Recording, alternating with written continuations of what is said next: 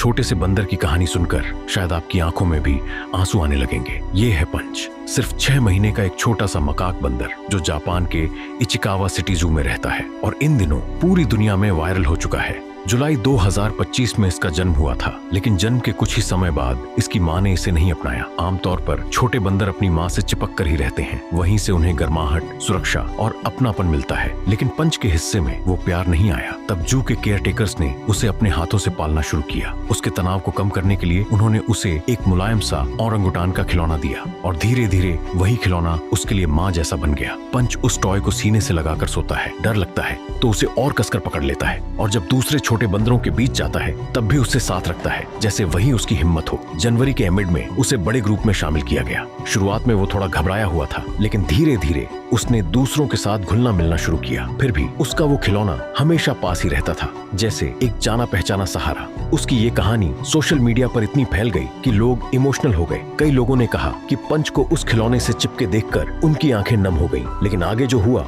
उसने सब बदल दिया। कई दिनों की तन्हाई और ठुकराए जाने के बाद आखिरकार एक एडल्ट बंदर ने पंच को अपने पास बुलाया और उसे गले लगा लिया। उस पल पंच ने अपना खिलौना नहीं पकड़ा, उसने पहली बार अपनी ही प्रजाति का असली अपनापन महसूस किया, सुरक्षा और साथ होने का एहसास। और शायद उसी क्षण पंच को समझ आ गया कि अब वह अकेला नहीं है।